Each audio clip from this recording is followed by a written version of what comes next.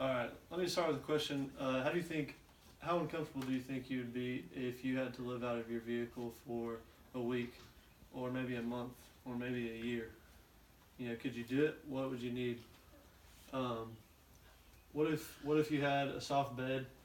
You had running hot water, you had a bathroom, you had a stove to cook on. You had all this stuff that you need, almost like you're living, at your house, but smaller. Um, for years, people have been doing what is called overlanding, and it's where you live out of your vehicle and you explore remote locations. Um, Today, we're going to talk about the history of overlanding. It kind of dates back to uh, Marco Polo. The editors at biography.com have done extensive research on Marco Polo, and they dated back some of his explorations and travels back to 1269, where he started his first travel. For 3 years, he traveled from his home in Venice to what we now know as Beijing, China. So he covered almost 5,000 miles in that trip that took him 3 years. And because of his explorations, relationships were formed.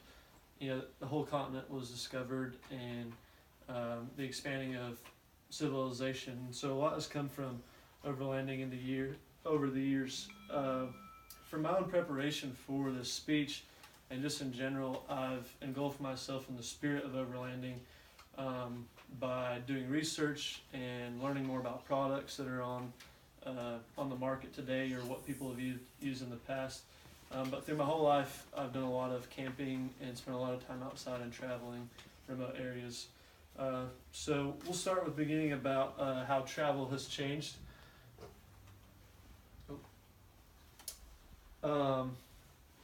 We could date back to the horse and buggy.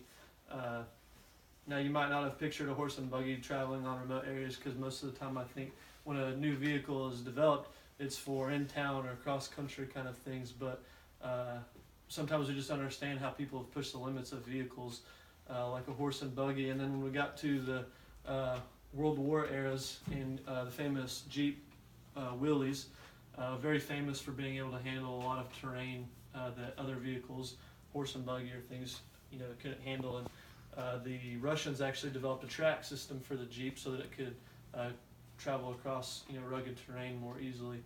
And then we developed to what we now have, some of your very modern and developed vehicles. This is a Toyota Tacoma, one of the personal favorites of mine. But you just see how much more capable a vehicle like this is compared to a horse and buggy back however many years. Moving on here.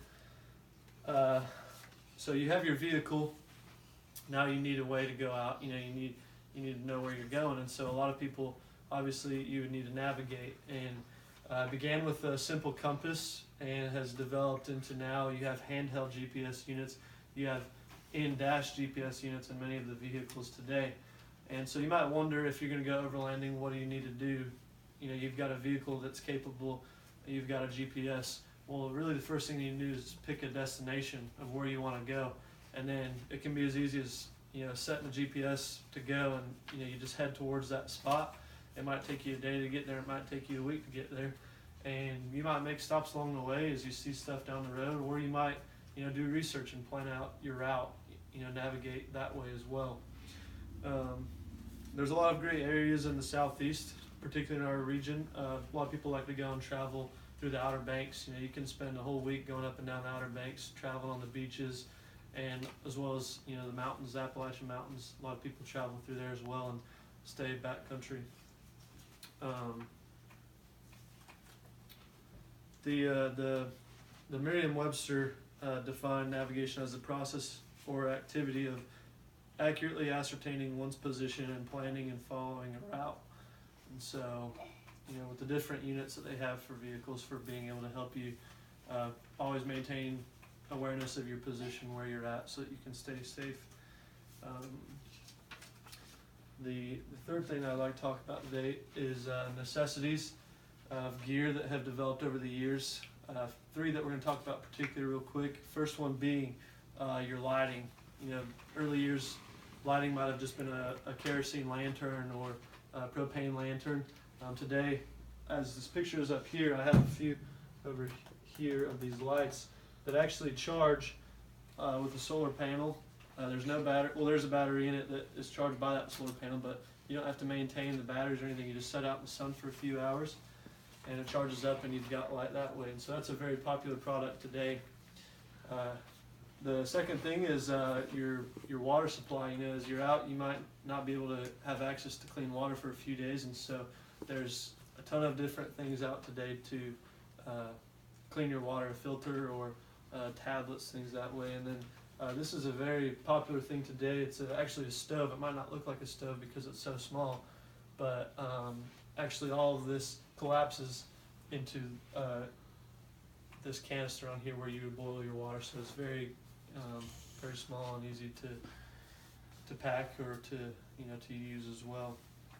And so in conclusion, I'd just like to review that. We talked about how the vehicles have developed over the years, and then how navigation has evolved from using a compass to now using GPS units, and then as well with the gear that we have today. And as time continues on and as technology advances, I'm sure we'll see even more advancements in the gear that you can use to go overlanding.